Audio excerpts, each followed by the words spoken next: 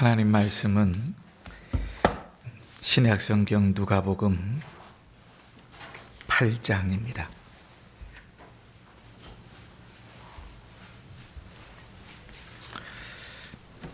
34절로 39절까지 제가 봉독할 때 하나님의 음성을 들으시길 바랍니다.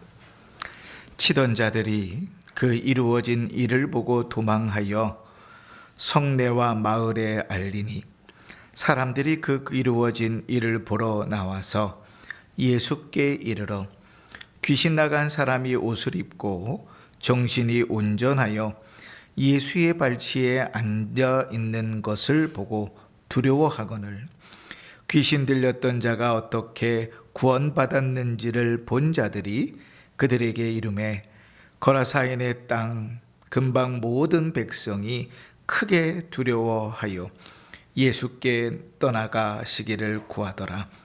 예수께서 배에 올라 돌아가실새 귀신 나간 사람이 함께 있기를 구하였으나 예수께서 그를 보내시며 이르시되 집으로 돌아가 하나님이 내게 어떻게 큰 일을 행하셨는지를 말하라 하시니 그가 가서 예수께서 자기에게 어떻게 큰 일을 행하셨는지를 온 성내에 전파하니라.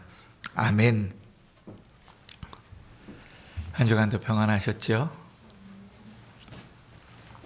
우리는 지난주에 예수님께서 이 거라사의 광인을 어떻게 사랑하셨는가 하는 걸 살펴봤습니다. 귀신이 들렸던 이 거라사인의 땅에 먼저 찾아가셨던 것도 예수님이셨고 그 처참함에서 구원하신 것도 예수님이셨고 또 그를 구원하기 위해서 엄청난 대가를 치르신 것도 살펴봤습니다. 돼지떼 2,000마리, 지금 돈으로 약 10억 정도 되는 가치를 기꺼이 주고도 주님께서 한 사람 한 영혼을 취하셨던 모습을 봤죠. 그리고 우리는 그 일을 통해서 우리가 얻은 구원도 살펴봤습니다. 우리를 먼저 사랑하셨던 것도 하나님이셨고 우리가 아직 죄인이었을 때에 우리를 찾아오셔서 그 죄의 처참함에서 구원하신 것도 예수님이셨고 자기가 친히 사람으로 오셔서 십자가에 죽으심으로 우리를 대신하여 구원하신 것도 우리가 살펴봤죠. 우리는 그 대목에서 막 가슴이 울리고 사실은 감사와 찬양이 넘쳐나야 된다. 그렇게 저는 생각합니다. 우리가 얻은 구원이 얼마나 가치 있고 주님께서 어떻게까지 우리를 사랑하셨는지가 너무나 명확하게 드러났는데 이 말씀 가운데 구원받은 자가 감격할 수 없다면 그 좀 이상한 거죠. 그 은혜 가운데서 우리가 참 스스로를 소중히 여길 수 없다면 그 참 이해할 수 없는 바이지요. 자, 오늘은 그렇게 엄청난 사랑이 하나님으로부터 주어진 이후에 그로 말미암아 돌출된 내용들을 좀 살펴보면서 은혜를 받으려고 합니다. 이 거라사에 귀신 들렸던 광인을 회복시킨 일을 놓고 사람들 사이에 서로 다른 상반된 두 개의 간구가 예수님 앞에 드려집니다. 이 두 간구에 대해서 예수님의 반응 역시도 참 이해할 수 없는 두 가지의 반응, 그 응답들이 주어져요. 때로는 예수님께서 거절해야 될 것 같은데 두 말 없이 그것을 응답하시고 그대로 따라가시는 모습도 보고 때로는 주님께서 수용해야 될 것 같은 간구인데 매몰차게 거절하시는 모습도 봅니다. 그러나 이 두 간구에 대해서 예수님이 보였던 반응이 어떠했든지 간에 하나님의 뜻에서는 부족함이 없고 또 실수가 없는 하나님께서 또 우리 모든 것을 아시니 그 모든 일 속에 하나님 당신의 뜻을 이루어 가시는 것도 부인할 수가 없지요. 오늘 말씀을 좀 살펴보면서요, 우리는 어떻게 이 세상을 사는가? 우리 신앙은 어떤가? 우리의 모습을 좀 돌아보면서 은혜를 받으면 좋겠습니다. 먼저 우리가 살펴볼 것은 이 거라사 지방 땅의 사람들의 간구입니다. 37절을 한번 보십시다. 자, 시작. 거라사인의 땅 근방 모든 사람이 크게 두려워하여 예수께 떠나시기를 구하더라. 예수께서 배에 올라 가실새. 사람들이 우르르 몰려와서 예수님을 떠나가시기를 원합니다. 이게 우리식 표현으로 하면 문전박대예요. 지금 예수님 배에서 내리셨잖아요. 이 거라사 지방의 땅까지는, 성내까지는, 마을까지는 한참 걸어 들어가야 돼요. 지금 그것은요, 그 지역의 변두리예요. 뭐 하는 곳인가 하면 어부들이 물고기 캐고 배 타고 와서 이렇게 이동하고 또 돼지들 풀어놓고 그 방목하는 그런 곳인데, 아직 주님은 거라사 지방 땅에 저 안에 들어가지도 않았어요. 성 근처에도 안 가셨는데 사람들이 우르르 몰려와서 가십시오. 주님 좀 제발 좀 떠나주십시오. 문전박대를 하는 거예요. 여러분 한번 잘 생각해 보세요. 우리가 복음서를 읽으면서 예수님께서 이런 문전박대를 당하신 적을 읽어본 적이 있나요? 없는 것 같지요. 예수님은 사방을 다니시면서 복음을 전하셨어요. 가는 곳마다 예수님 말씀을 가르치는 곳은 늘 말씀이 전해지는 곳이었어요. 그게 바닷가였든지 회당이었든지 집 안이었든지 집 밖 길거리였든지 주님께서 전하시는 곳에는 하나님 말씀이 전해졌고, 그곳에서는 병든 자도 고쳐지고 귀신 들린 자도 쫓겨나는 그런 역사들이 늘 이루어졌었어요. 그러니 주님이 가는 곳마다 사람들이 몰려왔지 주님이 문전박대 받아본 적은 없어요. 물론 예수님께서요, 고향에 갔더니 고향 사람들은 예수님이 누군지 너무나 잘 알잖아요. 어렸을 때부터 쫙 봤으니까 그렇게 예수님을 하나님의 아들로 메시아로 그 말씀을 들으려고 그렇게 하지 않았어요. 말씀을 가르치는 그 권위를 보면서, 야, 어떻게 저렇게, 우리가 어렸을 때 다 봤는데 어떻게 저렇게 저런 얘기를 하지? 그럴지언정. 그죠? 마을에서는 별로 환영받지 못했지만 그래도 문전박대 당하지는 않았어요. 또 우리가 성경을 찾아보니까요, 너 고라신과 벳세다에서 권능을 많이 행하셨는데 그 사람들이 그 큰 권능들을 보면서 또 예수님을 그렇게 인정하지 않았던 적은 있어요. 그러나 주님께서요, 당신 좀 떠나십시오, 이렇게 문전박대 받아본 적은 없어요. 그렇게 주님 좀 떠나주십시오, 성경을 막 면밀히 찾아보니까요, 그런 적이 딱 한 번 있더라고요. 우리가 앞에서 읽었었어요. 누가복음 5장에요. 어느 날 아침에 예수님께서 바닷가에 가서 이제 베드로에게 네 배에서 말씀을 좀 전해야 되겠다. 그래서 배를 타고 바다에 조금 뛰어서 말씀을 막 가르치셨어요. 근데 하필 베드로는요, 밤새도록 물고기를 잡았는데 한 마리도 잡지 못했을 때였어요. 근데 배를 띄워놨으니 옆에서 주의 말씀을 열심히 듣긴 들었겠지요. 몸은 피곤하고 힘든데 하여간 내 배에서 말씀을 전하시니 옆에서 들을 수밖에 없는 상황이었죠. 그렇게 말씀을 다 가르치시고 나서 예수님께서 배에서 내리셔서요, 저 깊은 곳에 가서 그물을 던져서 물고기를 잡으라고 이야기해요. 이 베드로가의 그 말씀을 순종해서 내가 밤새도록 물고기를 잡았는데 한 마리도 못 건졌는데, 그런데 예수님 말씀하시니까 내가 한번 가볼게요. 그리고 깊은 데 가서 물고기를 던졌는데 그물이 찢어지도록 물고기가 잡혔어요. 다른 배들을 불러서 그 물고기들을 배에 실었는데 배가 가라앉을 정도로 물고기가 많이 잡혔어요. 그러고 났더니 이 베드로가, 야, 이분이 범상치 않은 분이거든. 전하는 말씀을 들었는데 그 말씀 가운데서도, 야, 이건 좀 평소에 들을 수 있는 말이 아니다 생각했는데 기적을 경험하고 나니까, 야, 이 사람은 뭐가 있는 사람이라고 생각했던 거예요. 그러고 나서 자기를 보니까 자기가 얼마나 죄인이에요. 그러니 누가복음 5장 8절에 베드로가 이렇게 예수님께 얘기합니다. 시몬 베드로가 이를 보고 예수의 무릎 아래 엎드려 이르되 주여 나를 떠나소서 나를 죄인이로소이다. 베드로가 주님을 밀어내요. 왜요? 하나님의 사자 그와 죄인인 자기가 함께 있는 것은 맞지 않다고 생각하는 거예요. 그가 정말 하나님이면 죄인인 자기는 뭐예요? 죽잖아요. 같이 있을 수가 없어요. 그러니까 주님 나는 죄인입니다. 나를 떠나십시오. 밀어내요. 그런데 오늘 이 거라사 땅의 사람들이 예수님을 떠나주십시오 얘기하는 것이 자기들이 죄인이었기 때문에 죄인임을 깨달았기 때문에 예수님을 쫓아내는 건가요? 아니에요. 그럼 왜 이 거라사 지방의 사람들이 예수님이 떠나시기를 간구했을까요? 예수님이 하신 일은 못 들었기 때문인가? 아니에요. 주님께서 무슨 일을 하셨는지 정확하게 들었어요. 34절을 보시면 치던 자들이 그 이루어진 일을 보고 도망하여 성내와 마을에 알리니, 본 증인들이 가서요 마을 사람들에게 이런 일이 이루어졌다고 다 알렸어요. 그러니까 예수님께서 어떤 일을 행하셨는지 알아요. 그리고 우르르르 몰려와서 그 증거도 봤어요.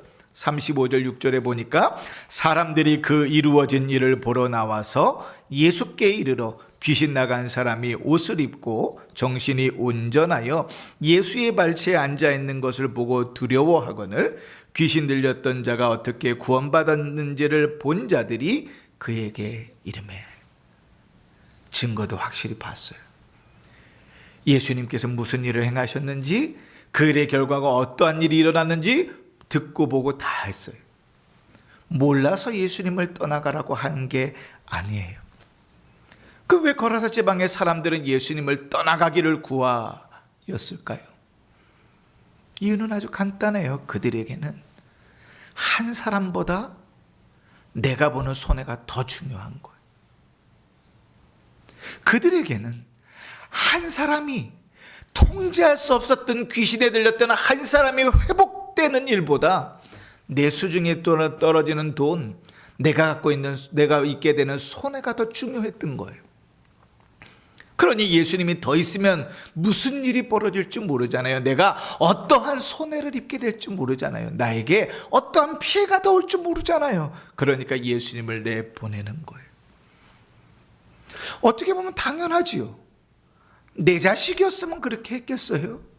내 자식이 그 귀신에서 귀신 들여서 그 난리를 치다가 살아남았으면 10억 아니면 100억을 났어도 이제 그렇게 하겠습니까? 그렇게 안 하지요. 그지? 한 사람보다, 한 영혼보다 내 손해와 내 이득과 내 돈이 더 중요한 거예요. 근데 여러분, 사실은 이게 예수님 시대에만 있는 일인가요? 오늘 우리가 살아가는 시대에도 마찬가지예요. 옛날에 이제 몰로 목사님 설교하실 때 가끔씩 그런 얘기 하시는데, 전도하자고 촌동원 주일 이야기하니까 어떤 분들이 사람을 막 데려와서 앉혀놨는데 일당 준다고 그래가지고 데려와서 앉혀놨다 그러잖아요. 구원하신 하나님 앞에 예배하는 건 꾸벅꾸벅 줄 수 있어도 내가 예배 시간에 예배 잘 드리면 100만 원씩 드리겠습니다. 그럼 절대로 안 줄걸요. 그잖아요. 그러니까 하나님은 100만 원보다도 가치가 없는 거예요. 우리에게 있어서. 한 영혼, 한 사람의 가치가 내가 보는 이득과 내가 보는 손해보다 중요하지 않은 시대를 우리가 살아요. 그렇잖아요. 한 사람이 회복되어지고 한 사람이 나아지고 한 사람이 좋아지는 게 더 중요해요? 아니면 내가 보는 손해가 더 중요해요? 두말할 여지 없이 내가 보는 손해가 더 중요하죠. 근데 이 사람은 어떤 사람이에요? 구원받았던 사람은 어떤 사람이에요? 집으로부터 쫓겨나 있던 사람이에요. 집에 함께 있을 수도 없었던 사람이에요. 사람들이 그 사람을 잡아두려고 해도 잡아둘 수도 없었던 사람. 그 불쌍한 사람이, 어쩌면 무섭기만 했던 그 사람이 정상의 사람으로 돌아와서 옷을 입고 가만히 앉아 있는데, 그것보단 내가 볼 손해가 더 중요하다고요. 내가 앞으로 볼 피해가 무엇인지 예측되는 것이 훨씬 더 중요하다고요. 그러니까 주님은 가시라고요. 문전박대를 하는 거죠. 근데 여러분, 가만히 앞뒤를 생각해 보면 처음부터 그건 사탄의 전략이었어요. 사탄이요, 귀신들이 돼지떼로 들어가기를 요청했을 때 여러분, 우리는 되게 순진하게요, 예수님의 권위 앞에서 도망가야 되니까 돼지떼로 들어가기를 원했다고 착각하잖아요. 천만에요. 우리가 성경을 통해서 만나는 사단은 얼마나 교활한지 몰라요. 하나님의 권위 안에 복종해야만 하지만 그 하나님 앞에 하나님의 권위에 복종하면서도 자기의 실속과 자기의 유익을 얼마든지 챙기려고 하는 자예요. 하나님의 허락을 받아야만 할 수 있지만 하나님의 허락을 받아서 그가 원하는 일은 하나님의 영광을 위한 일이 아니에요. 주의 영광을 가리고 하나님의 사람들을 무너뜨리는 게 그의 목적이에요. 우리는 욥기서를 통해서 너무 명확하게 보잖아요. 욥은 모든 것을 사사건건 하나님 앞에 허락을 받죠. 사탄은요, 그죠? 그런데 그 모든 허락을 받아서 욥의 목적은 뭐예요? 사단의 목적은 욥이 하나님을 원망하고 저주하게 만드는 게 목적이에요. 오늘 귀신들이, 그 군대 귀신들이 돼지떼에 들어가기를 요청했어요. 하나님의 아들이신 예수님이 무서워서요? 아니요, 그 권위 앞에 순종해야만 하는 건 맞지요. 그러나 사단은 그것보다 훨씬 더 교활하고 훨씬 더 멀리 봐요. 그 10억이나 되는 가치의 돼지떼가 다 물속으로 들어가서 몰살하면 사람들이 예수를 거절할 거를 알았어요. 사람들이 예수를 원하지 않을 걸 알았어요. 그래서 마치 겸손한 듯이, 마치 순종해야 하는 듯이 예수님께 돼지떼로 들어가기를 요청하지만 그로 말미암아 엄청난 피해를 주면서요, 사탄이 원하는 대로, 귀신들이 원했던 대로 예수님은 문전박대를 당합니다. 자, 누가 성공한 것 같아요? 사탄이 이긴 것 같습니까? 예수님이 이긴 것 같습니까? 그렇죠. 사탄이 이긴 것 같죠. 덕이가 찬 건 뭐예요? 그럼 이 대목에 예수님이 이래야 되잖아요. 무슨 말이냐? 내가 폭풍을 뚫고 여기까지 왔는데 내가 여기 오는 게 쉬운지 아느냐? 이 땅에 왔으면 이 땅에서 주의 복음을 전하고 귀신을 쫓고 병든 자를 살리면서 하나님의 역사와 복음을 드러내야 되는데 가라니, 너희가 아직 예수를 몰라서 그런다. 너희가 아직 복음을 몰라서 그런다. 너희가 아직 하나님의 사랑과 능력을 몰라서 그런다. 설득에도 모자를 판인데 오늘 성경에 뭐라 그래요? 37절에 예수께 떠나시기를 구하더라. 예수께서 배에 올라 돌아가시니. 이처럼 순진한 양이 있을까요? 가세요. 주님 제발 떠나세요. 그에게 예수님은 한마디 항변도 안 하고 그냥 배 타고 돌아가십니다. 겉으로 보기에는 사탄이 이긴 것 같죠. 겉으로 보기에는 하나님께서 지신 것 같죠. 그러나 여러분, 하나님께서 모르고 허락하셨을까요? 그저 주님의 뜻이 어떻게 이루어지는지는 나중에 보면 압니다. 두 번째로 우리가 보게 되는 것은요, 귀신 들렸던 사람의 간구예요. 38절을 한번 보실까요? 귀신 나간 사람이 함께 있기를 구하였으나 예수께서 그를 보내시며 이르시되. 귀신 들렸던 사람이요, 깨끗이 나음을 받았어요. 그러니까 이 사람은요, 주님과 함께 하고 싶은 거예요. 집을 떠나온 지도 오래됐잖아요. 혼자 산 지도 오래됐어요. 식구들이 더 이상 찾지도 않아요. 그 무덤 사이에 있든지 말든지 별로 관심도 없을지 몰라요. 그런데 그가 예수를 만나고 온몸이 깨끗하게 낫고 나니까 주님을 따르기를 원해요. 여러분, 우리가 너무나 잘 아는 것처럼 예수님 주위에 수많은 사람들이 있었다 그랬잖아요. 예수님이 딱 12명만 데리고 다니셨던 것 아니에요. 우리가 앞에서 살펴봤잖아요. 누가복음 8장 2절에 보면 이렇게 기록해요. 또한 악귀를 쫓아내심과 병고침을 받은 어떤 여자들, 곧 7 귀신 나간 자 막달라인이라 하는 마리아와, 우리 앞에도 읽었었죠. 막달라 마리아도요, 일곱 귀신이 쫓겨나갔던 여인이었어요. 그가 귀신을 다 쫓겨나고 온전해진 다음에 주님을 따라다니기 시작해요. 자기의 모든 물질을 다 들여서 주님을 따라다녔어요. 근데 마리아뿐만이 아니에요. 그 주위에요, 병들었다고 처진 자들, 귀신이 쫓겨나서 나아진 자들, 여인들이 함께 모여서 주님을 따라다녔어요. 그러니까 주님 주위에는 주님을 따라다니는 사람들이 많았어요. 졸리면 뒤에 가서 서서 예배 드리셔. 은혜 받아야지.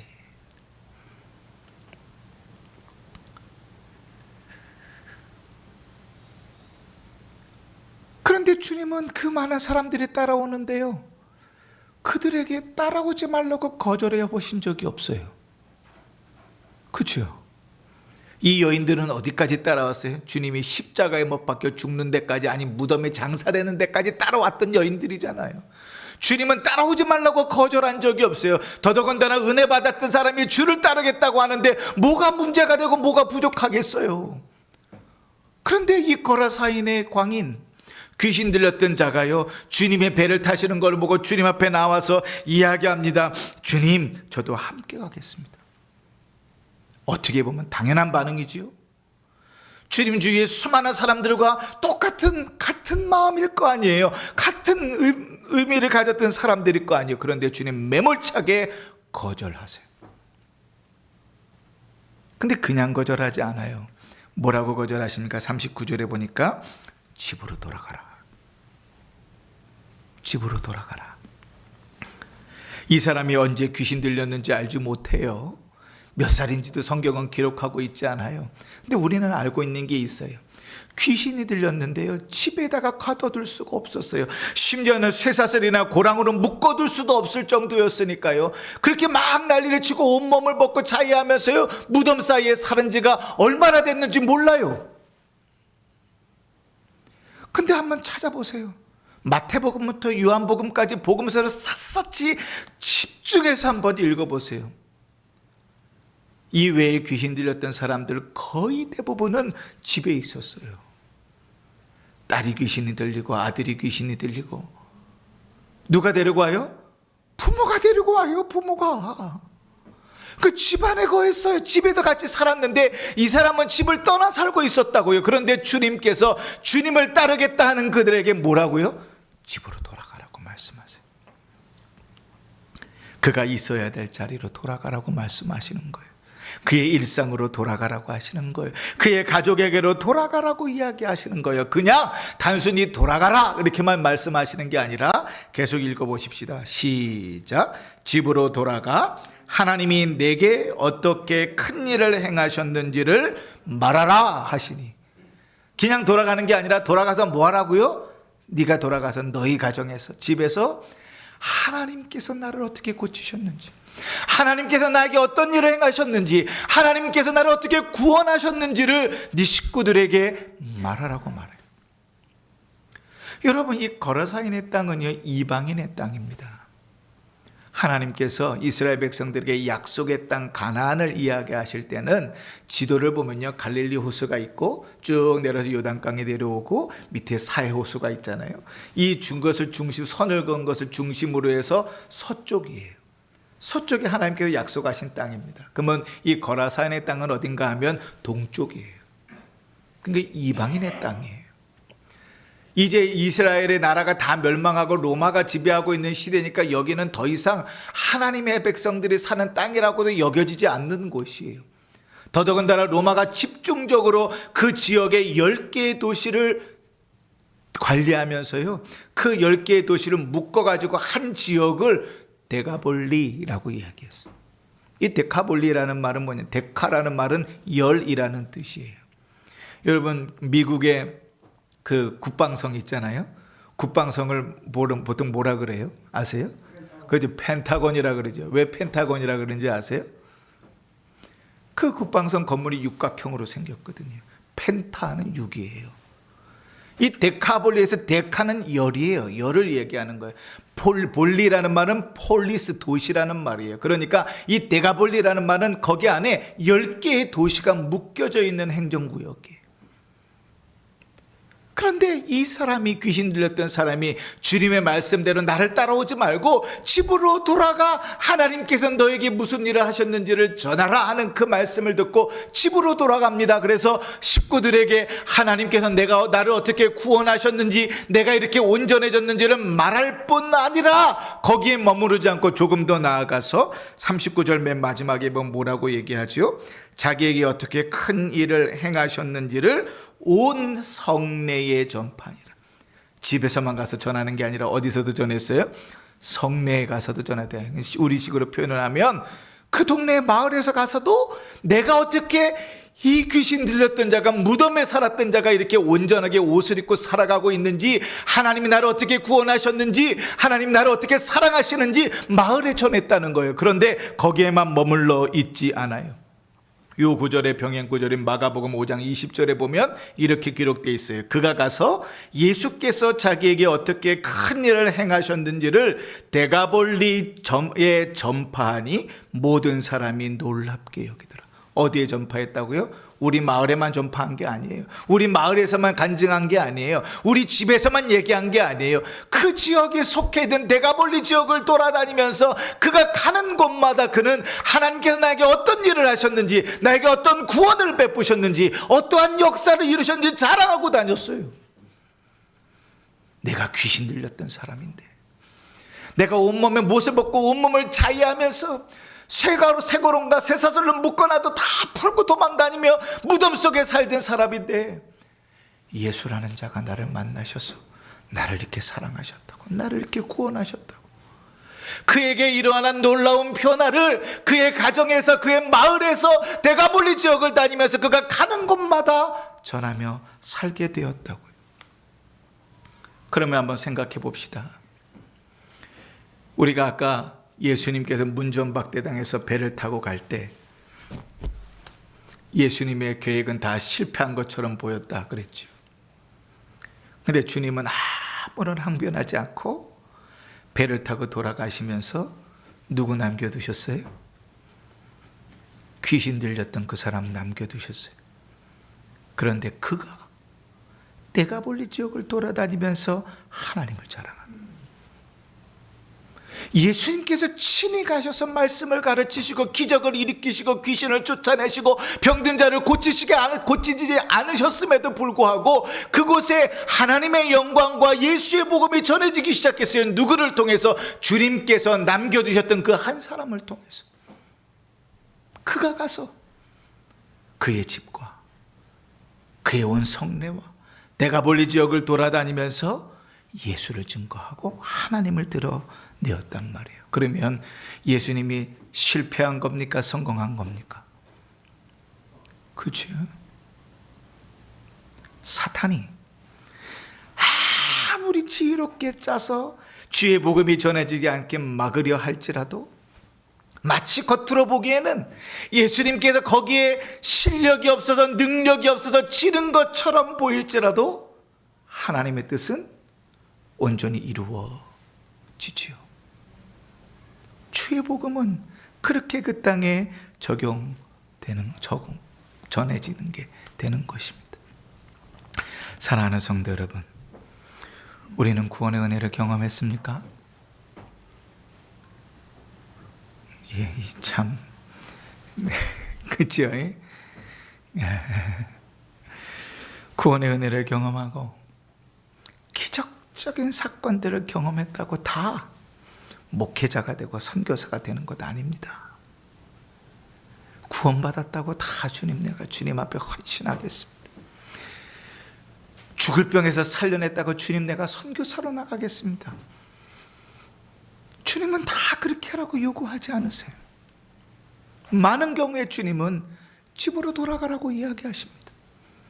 너가 살아가는 삶, 너의 일상에 돌아가서 너에게 이루어진 하나님의 큰 일들을 이야기하고 자랑하라고 이야기하십니다. 가정에 들어가서 너에게 이루어진 구원의 역사와 그 하나님의 큰 일들을 자랑하라고 이야기하십니다. 마을에 돌아가서 우리가 주어진 삶의 터전에 돌아가서 주님께서 그 일들을 우리에게 하라고 요구하십니다. 다 목회자가 되고 다 선교사가 되지 않아도 주님께서 우리에게 주어진 일들은 그 일이에요. 집에서부터 그 일들은 시작되는 거예요. 예수님께서 승천하시면서 오직 성령이 너에게 임하시면 너희가 권능을 받고 예루살렘과 유대와 사마리아와 땅끝까지 이르러 내 증인이 될 것이라고 주님 말씀하셨지요. 순서를 잘 보세요. 예루살렘과 유대와 사마리아와 그리고 땅끝까지 우리가 살아가는 그곳에서부터 주의 복음을 전하라고 주님은 보내시는 거예요. 집으로 돌아가. 너에게 일어난 하나님의 큰 일을 이야기해라. 집으로 돌아가. 네가 살아가는 삶의 자리에서 하나님의 큰 일들을 이야기해라. 하나님께서 너를 어떻게 구원하셨는지, 너를 어떻게 사랑하시는지, 네 삶 가운데 어떻게 구원의 역사를 이루셨는지 집으로 돌아가. 네가 살아가는 삶의 자리에서 그것을 말하라. 그 집이 마을이 되고 마을이 데가볼리가 되고 그는 가는 곳마다 주님과는 물리적으로 멀리 떨어져 있을지라도 그는 그곳에서 하나님이 나에게 행하신 일들을 자랑하는 자로 삽니다. 베드로 사도가 흩어진 성도들에게 편지를 보내면서 성도는 어떤 사람인가? 이렇게 정체성을 이야기합니다. 베드로전서 2장 9절에 그러나 너희는 택하신 족속이요 왕같은 제사장이요 거룩한 나라요 그의 소유된 백성이니 이는 너희를 어두운 데서 불러내어 그의 기이한 밑에 들어가신 이의 아름다운 덕을 선포하게 하려 하심이라. 너희가 택하신 족속 왕같은 제사장 거룩한 나라로 부름받는 것은 너희 삶을 통하여 하나님의 아름다운 덕을 자랑하라고 전하라고 우리를 그렇게 부르신 거예요. 우리에게 주어진 사명은 그것입니다. 사랑하는 성도 여러분, 다 목회자가 되라고 주님 부르시지 않습니다. 다 선교사가 되라고 부르지 않습니다. 그러나 구원을 받았다면, 날마다 나를 구원하시는 하나님을 고백한다면, 내 삶을 책임지시는 하나님을 믿는다면 우리에게 주어진 삶에서 집으로 돌아가. 우리에게 주어진 그 자리에서 예수를 자랑하는 자로 살기를 주님은 원하십니다. 우리의 삶의 현장이 어디든지 간에 그곳에서 예수를 자랑하는 자로 사시길 바랍니다. 주님께서 놓으신 그 자리에서 나를 구원하시는 하나님을 자랑하며 살아갈 수 있기를 바랍니다. 주님께서 우리를 그 일을 위하여 돌려보냈다는 사실을 기억하시면서 우리에게 주어진 삶은 그렇게 살아가는 복된 성도들 되시기를 주의 이름으로 축원합니다. 아멘. 기도하십시다.